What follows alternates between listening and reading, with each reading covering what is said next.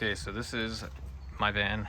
Me and my dad built it out over the course of about like 6 months during 2024. So like 2 years ago. It's pretty good. It has like 46,700 miles on it. I'll show that in the video. Yeah, I don't know what to say. It has some like cosmetic damage on it. Like you can see it over here on the side, but it's in like pretty good shape. There's like, this is a little cracked right here. Yeah, I mean, it's pretty clean.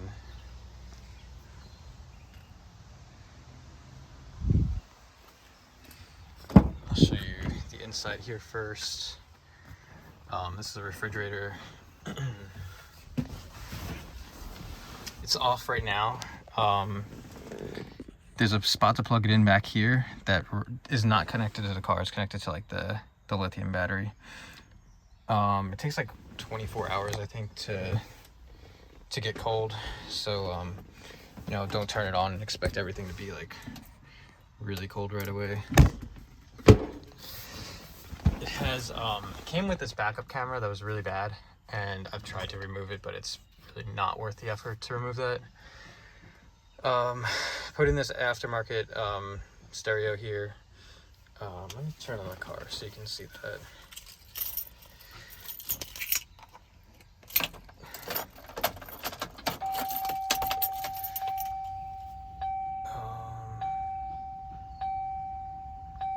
Yeah, so I'll start up the car later because I'll probably take it for a drive. I'm not ready to drive right now. But let's see. Yeah, so it's pretty good if you put it in reverse. I added a backup camera on the license plate, so you'll be able to see behind you. What else here? You can see the mileage on it, 46,600. I don't think the engine light is actually on. I think that's just because I didn't turn it on all the way. Let's see, what else do I want to say about this? I mentioned in the listing that I keep it on a trickle charger. It has a tendency to die if I leave it on for if I don't start it for like a month. But the trickle charger has been fine. Like during the battery's been good all through winter and stuff like that. Yeah, I don't know. I don't know what else I want to say about that. There's not much to talk about up here because I didn't really do much here. All right, let's come around. Maybe I'll show the engine too, actually.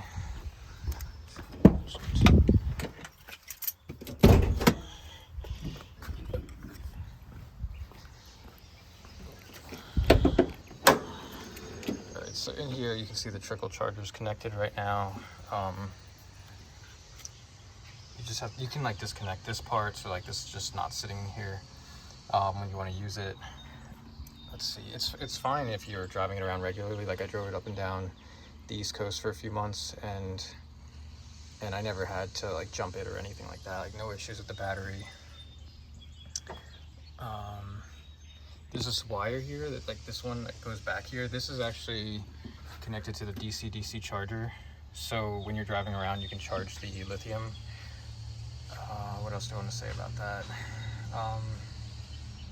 Yeah, I don't have much to say. I mean, you can see it's connected over here. Yeah, if you have any questions, let me know.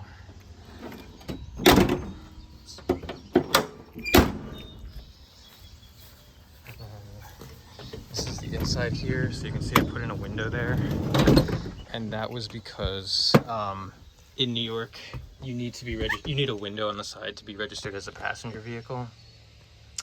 So it's a little unfinished. I just didn't really want to add the weight of like all the wood on here, so I put up this towel to kind of give me some privacy here. It's just connected by like some magnets. This is probably like the sloppiest thing in here. Let me see if I can zoom out. All right, so this is the inside. This is the bed. Those speakers are part of the car. So when I was tearing this thing apart, it had some speakers on the roof in the back, and I just connected those wires that were from that speakers to these new speakers. So those are connected to the car when you're driving around. Let's let's see, what else do I want to say? This is the kitchen area. I don't think there's any water in the tank right now. One of these is a pump, I think. Okay, so there's like 3 switches over here. Let me show you what it looks like. Right here. So one of these, I think, is the light right here. And then one of these is the fan. And then this one's the pump. This one over here is the pump. So you can hear it running right now.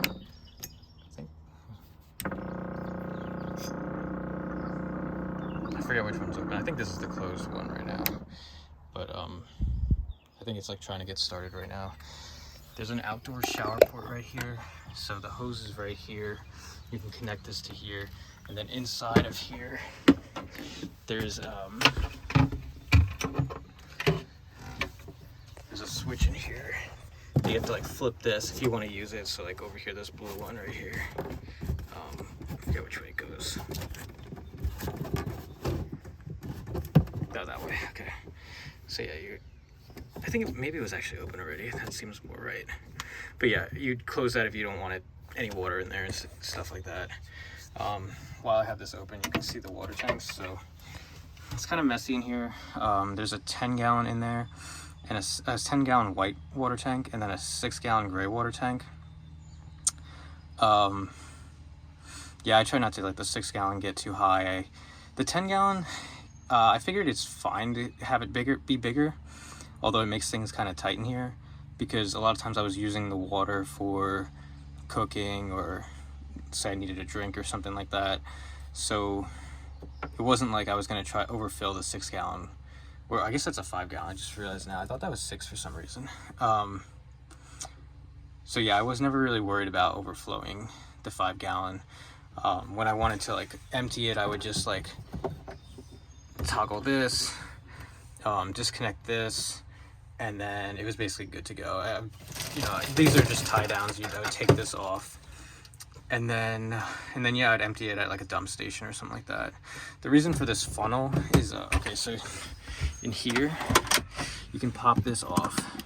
I should have made this like maybe an inch higher or something, but there's a hose in here that connects to a hose that I have in the back.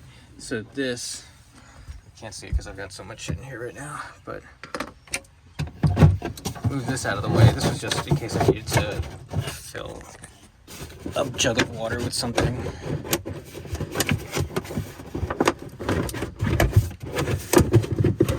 I think my dad jammed this in here. I definitely did not leave this here. So here, you would open this plug right here. This is how you fill the white water tank. You take this off, and then attach this to a hose. Keep it enclosed. And sometimes, like if I wanted to like make sure I was drinking like clean water, I'd like add like a little bit of bleach to this, and then I'd stick this like here, put it in the tunnel, in the hole right there, and then turn it on and fill up the water tank. I keep this in here, over there.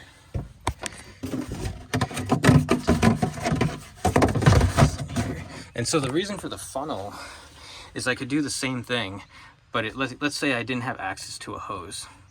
I would buy like a 5-gallon jug of water at like Walmart or something, and then I would like put the funnel out here going into the tank, and then I would just pour the water into the funnel and fill up the tank that way. So that's what that's for. Haven't had any issues with leaks or anything like that, but I have like some stuff in here to help patch any holes and stuff like that. There's like the Loctite, whatever it's called, the Loctite type stuff to, you know, seal up anything. But yeah, I've never had any issues with that. Yeah, let's see. I can't believe this video is 10 minutes long already. So this is, I didn't really show this, but this is like an extra table that extends out. So if you needed to like cook or do anything on this, you just needed extra space to work at. It kind of acts as like, I would use it as like a desk sometimes. I use this little stool thing as a seat here. There's a fire extinguisher. Should I close this? Let's see. So this is like more of the desk area, like kind of hard to sit at. It doesn't really like give you any leg room. I didn't really show this thing before. So these are like baby safety things right here, and these are great. Like they never had any issues with them like flying open when I was driving. So there's a lot of storage space down here. I would store a lot of like my cookware. I had like a vacuum cleaner on the bottom. This is actually separates like the switch panel over here. I'll get into that in a bit. Let's see. There's just some stuff I'm leaving behind in here. So like this has like some fuses and there's like a box of fuses in here in case you blow a fuse. Never had an issue with my fuses, but just in case. This was like what I was using to hold down this. It's actually being used to hold down the sink too here, because I didn't think that the silicone was going to just hold it down in here. So it's actually being held down by the Velcro, and then it's all the way around in here, and then it's been siliconed around. But that's what that stuff is, like the double-sided Velcro. And then there's like an unused bottle of like caulk in there. It's like the RV caulk that I use on the roof. Let's see. So over here is like the panel for all of the electrical system, which I'll show in a bit. You can see one of the AC outlets over here too. I think I said on the listing that there was 3 AC outlets, but I'm realizing there's actually 4 that I thought there was a 4th one in here. But yeah, so there's one here, one over here. You can see that this one is like the water type that you use in like a bathroom. Let's see. Let me show this closet too. So this, it's like up here, kind of where you literally sit. Can't do this with one hand. Yeah, there we go. So this is where I stored a lot of my clothes and some climbing gear. There's some hooks up here if you need to like secure anything so it doesn't like break out of here. Like I feel like enough force could really force this probably open, but yeah, I wanted to keep it kind of secure in here. You can see the electrical on this side. You can see right now the battery's at like 90, almost 99%. I haven't really checked this in a while, so I don't know what this is gonna say. I think that's the wattage from the solar on top. So it's 300 watt solar panels on top, like 3 100-watt ones. I usually don't see it get above like 210. I usually feel like I'm getting around like 70% of the max, which I think is pretty normal. They're also kind of dusty right now from all the pollen, so that could also be why we're not getting the full amount. Yeah. This is where I would keep my toilet down here. It's not in there right now. There's like a bunch of, like, we can throw this out if no one wants it, but there's like unused wipes in here. There's like air freshener and stuff like that. I don't think it doesn't smell in here because the bucket was pretty self-contained that I was using in here, but I think it's also wide enough to store some of the other like name brand type of like toilets and stuff like that, because I was originally going to do that instead. But I would double check before you buy anything to make sure that it fits in here. Yeah. So let's see, what do I want to show next? This door is came with the van, and we moved it up like forward 5 inches. And the reason for that was just to get more space in here, because I wanted to just maximize the storage that I had in here. And so the downside of that is that the seats in the front can't really be moved back anymore, which is like a problem if you're tall. So yeah, that's just something to keep in mind. There is a lock on the other side of this door. It's just like a generic key, like the one that they use on like sheds and stuff like that. And then I use this pin lock just for like when I was sleeping and stuff like that. But if you have this in, you wouldn't be able to get in from this side unless you like found a way to pull this out or push it out from this side. So yeah, that's just something to keep in mind. Like I was pretty paranoid about, like, I don't know, someone breaking in while I was sleeping, because I read stories about that online. So yeah, that's that. The floor is sort of like bathroom vinyl tiling. Like it's like the waterproof kind, but I never caulked up the edges of it. I think like, you might want to use the caulk that I'm leaving behind to do that. I just never really got around to it. Over here is the fuse panel. So these all go to like the different AC ones. I think 2 of them, the 30 might go to the 2 that are on the right side over here. one of these goes to the bathroom, not to the bathroom, to the sink. And one of them goes to the back, which maybe I showed, maybe I didn't, but it's like back here. You'll see it later. There's one back here in case you needed to access something from the back. And there's only 4 fuses in here. You can see one goes to the lights, which I haven't really shown yet, but that's like, I think it's like this whole panel. If it says lights, it's this whole panel over here. One of them goes to the overhead fan. So like this one, the bigger, I think this is it's only 10 amps. So that goes to the fan up there. It's a max air fan. It does not have a remote control because I didn't think that was necessary with the height of this place because it's a low top. And then we've got a fridge, and we got one for the fridge, so the front, those like the DC ports that I showed earlier. And then one for the sink area, because that was the light switches I showed over here that go to this light, this fan, and the pump over here. So yeah, I haven't blown any fuses in here. But like I said, there's a box of fuses in the cabinet over here in case you need them. I'll show this thing over here. So there is a couple things over here. There's 2 DC ports, so you could, you know, I don't really have any of that. I think there might be one in the front of the van that I'm leaving behind, but yeah, I don't have any back here. I had this came with this thing. But you have to turn this on. And the reason I did that is because there's like an LED light in here and I would have had to like break the light or something like that. Because otherwise it's just draining power all the time. So yeah, I connected this to this kill switch basically so that it was not always on basically. This I'm going to explain in a second, but these are the 3 lights. This does not, I'll say this fan symbol is a little misleading. It is not this fan over here. So like if I turn that on, it doesn't do anything here. But yeah, these 3 lights, each one controls a different light in here. So yeah, that's what those 3 are for. This light here is actually not on a switch. That's part of the van itself. So I think it's off right now. I don't know which one's off, but yeah, it's like if you open the door, like basically if you open the door, that's like the internal van light. It was connected to like an overhead light here in the middle, and I just moved the wires over to here and put this here. Let's see what else is here. Okay, so this fan thing, I don't really use this. I had like this idea where I'll show you the electrical system under here. So this is the underneath the bed. This is just like a movable board that my dad had for something, and it just sits on these boards down here. This is these planks, the second and fourth one are actually totally removable, so they don't move around or anything like that. They can only move up and down. So if you needed to get in here or get more space, pull stuff out of the back, you can do that. I'm not going to get into all of the electrical system back here. What do I want to say about here? Oh yeah, this fan. So the DC charger is like right here, and you can see I put it on like a heat-proof material here because this thing gets really hot when you drive.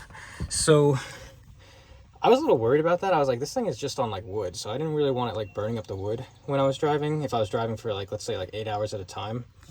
So what I did was I installed, there's a thing under here. It's basically like a heat sensor, but it's controlled by this switch up here that has the fan, and there's a fan underneath it to blow air through it to get more air circulating in here. So if you want that to work, you need to have this on when you drive. Now, even though I set this whole thing up, I like basically never used it and never had an issue. I think that the heat sink material was good enough. And yeah, I mean, it's never caught fire. So I think it's fine. And you can see the heat. This is the solar charger over here that adjusts the voltage for the going from solar to the rest of the system. And it's also on that heat resistant material, but I don't think this one even gets as hot as everything else. This is the kill switch over here. That's like the breaker for the solar. There's a fuse in here. I think that fuse is for the DC charger. There's a couple of other breakers in here. There's like one down there. I forget. I think that's for like this whole box, I think. It's been a while since I like did this. I have a diagram that I can share of what everything does. Over here we have the inverter and the battery. So this is a full kill switch for the entire system. One thing to keep in mind is that usually you want to turn off the solar first before this one, and then you want to turn this one on before you turn the solar back on. Just because if the solar has nowhere to go, I think it can burn up the charger. So this is the battery. It's a 200 amp hour battery. You could definitely put another one in here. I never put like a wall here like I did for this thing.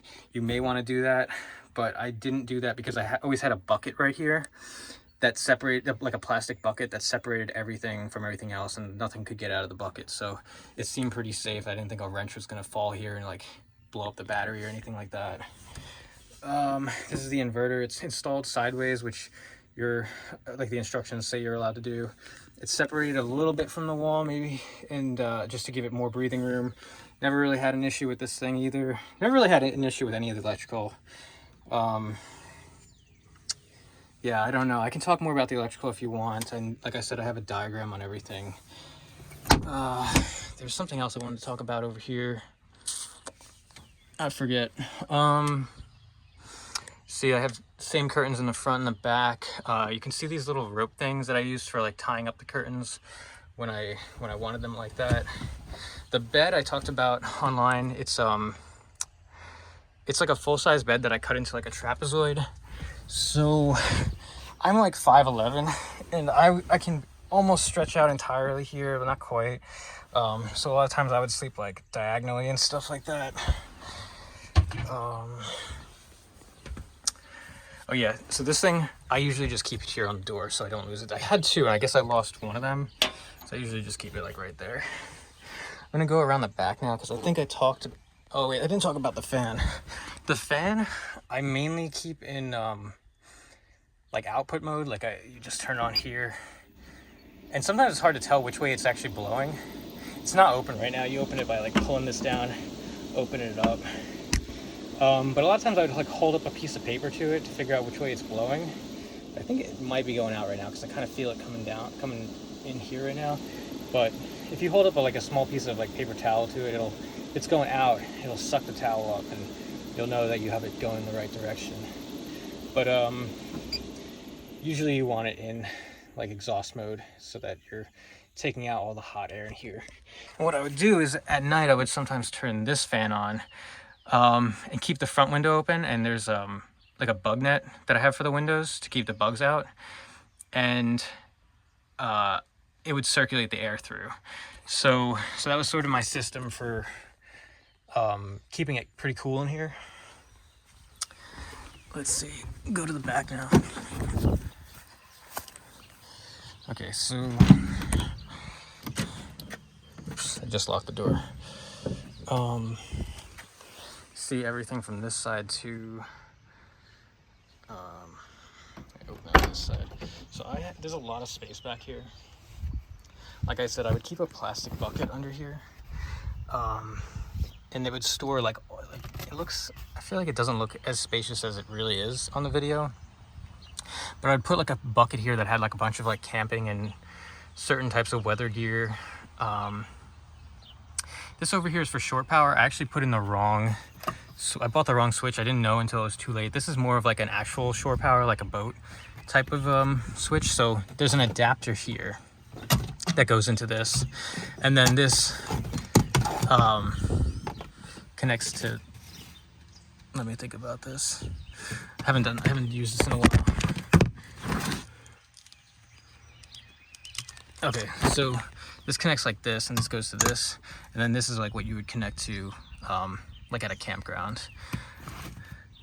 Let's see, what else do I want to say? I guess this was just another shorter adapter if I had like an extension cord. This is, I forget the amps, but this is for like 50 maybe, and this one's 30. I forget, it's been a while since I used them. And this is like a kill switch for this whole system as well. Oh, there's a Loctite, there's a slick lock in the front too, but there's a slick lock for both doors, the back door and the sliding door.